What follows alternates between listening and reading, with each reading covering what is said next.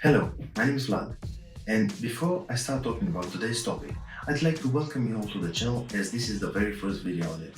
Also, if you think you might find interesting what's going on here, don't forget to subscribe and press the notification bell, as this way you'll get notified as soon as videos are posted.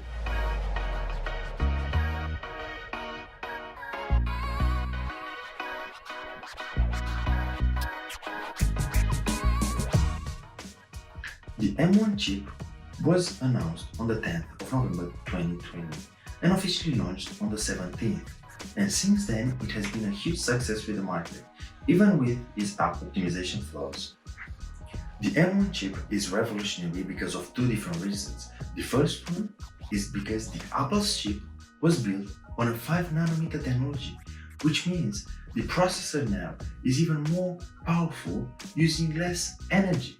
Previously, AMD was building processors, and they still do, on 7nm. This might not sound like a big difference, but when we talk about such small measurements, it is a huge difference. And trust me, it will be seen on this laptop. And the second reason is because the M1 chip, and listen to me carefully, is not built on an x64 technology, but on an ARM technology. What's the difference, you might ask? Well, think about it this way. The x64 technology is the technology that all the laptops and computers use on the Intel AMD processors, but the ARM technology is the technology that your phone and tablets use for their processors. How brilliant is that? Well, so you might think now that your M1 laptop is basically a tablet or phone on steroids. And this is amazing, because this way they were able to make the 5nm technology. And oh, by the way, a fun fact, the M1 chip is built based on the A14 Apple's chip. So yeah, you might say this laptop right here is your phone enlarged and with a keyboard. The M1 chip is an 8-core processor, 4 of the cores being clocked to high performance while 4 clocked to high efficiency. The M1 chip integrates an 8-core GPU, or 7 for the base model MacBook Air, and it comes with either 8 or 16 gigs of RAM. Everything being unified, and nothing can be upgraded or changed later. After we talked about the chip itself, let's talk about the star of today's show, the MacBook Pro. And while everything on the exterior is almost the same as previous generation, the interior is completely different. And I mean the processor.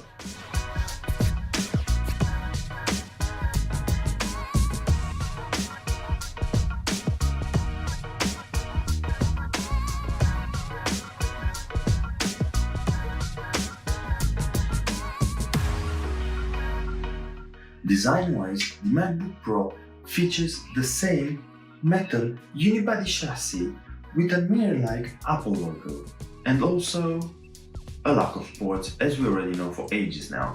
So on the left of the laptop we find 2 Thunderbolt ports, while on the right, a bigger disappointment, only a microphone jack.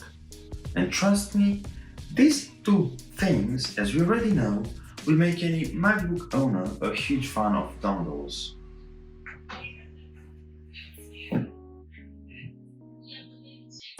Once we open the lid of the MacBook, few really well-deserved changes are being seen. In this case, Apple realized that older is better, so they brought back the keyboard, and trust me, once again, typing on this laptop is a pleasure. And if we move up a bit from the keyboard, we find the touch bar, and here we realize that the escape key is no longer part of the touch bar itself, but it's a secret key.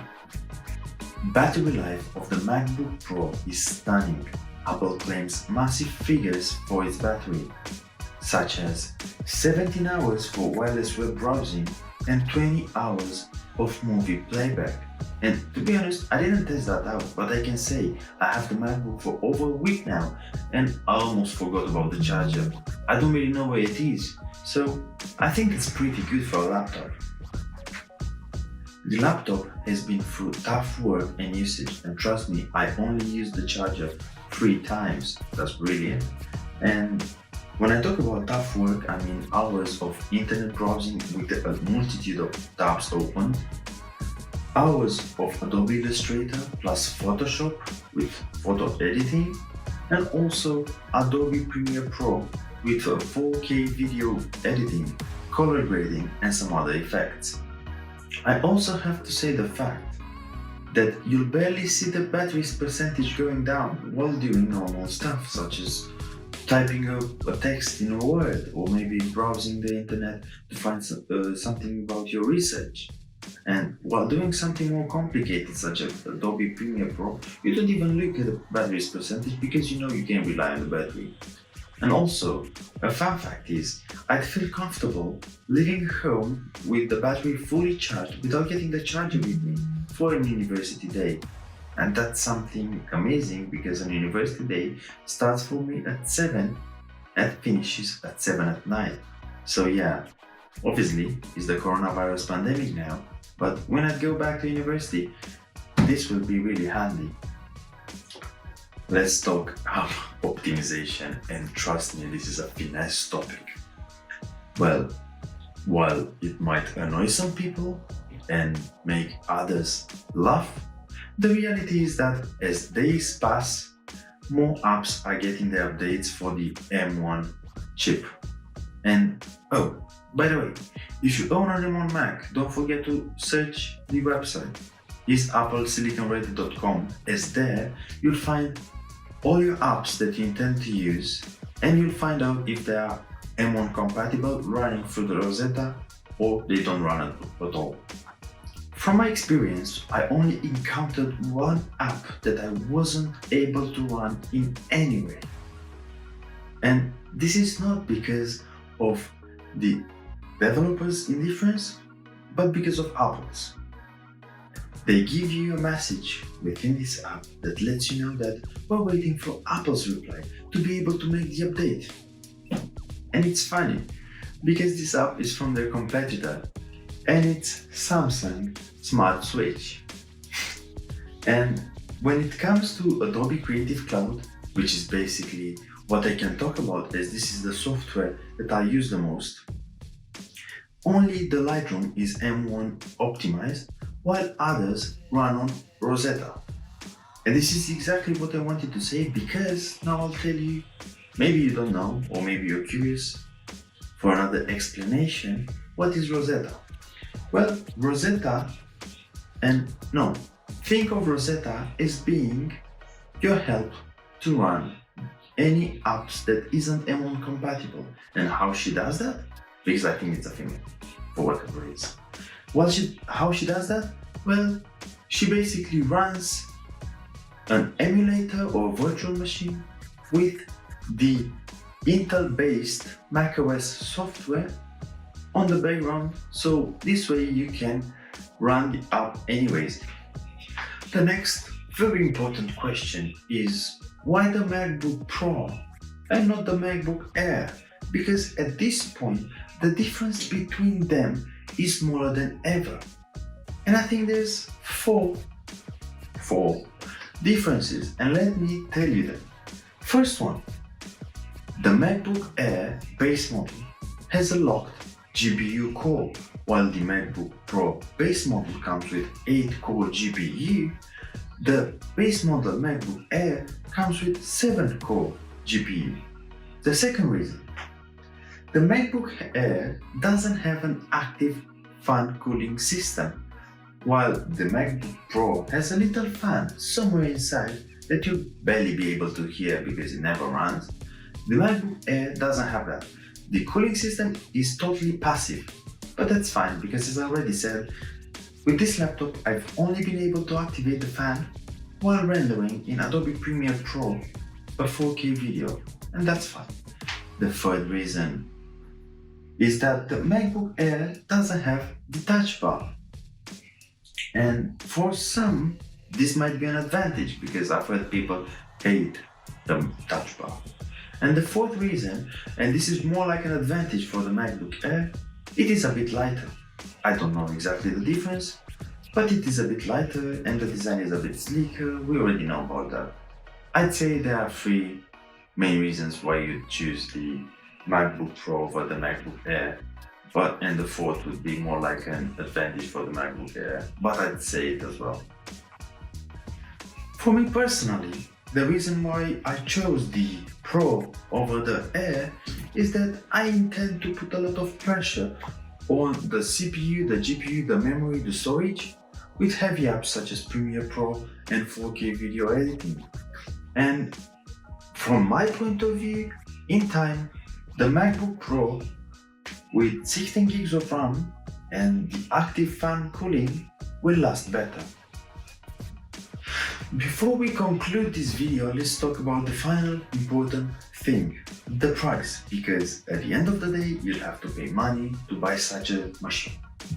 In this case, the MacBook Pro base model starts at £1,299, while the MacBook Air is £300 cheaper, starting at only £999.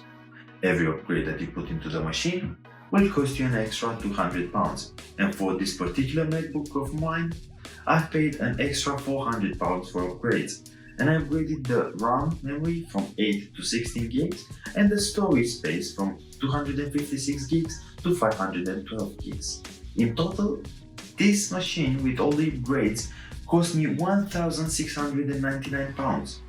But for this price, you get one of the most complete laptops for video processing, image editing, and office use. Overall, the price that you pay at this moment, you get the best deal on the market. And I mean it. So, in order to conclude the video, I'd say buy the MacBook. It is a great machine. And when I talk about this, I don't especially mean only the MacBook Pro, because yes, the Pro is an amazing machine with the touch bar and everything. But I'm talking about any M1 processor. Try them, feel them. They're amazing. They feel incredible. They are smooth. Obviously, you might have some phases, some crashes, but they're fine. The processor is still relatively new and it will eventually get better. But in the end, trust me, you will enjoy this laptop more than anything else because it is a new experience as things feel way smoother.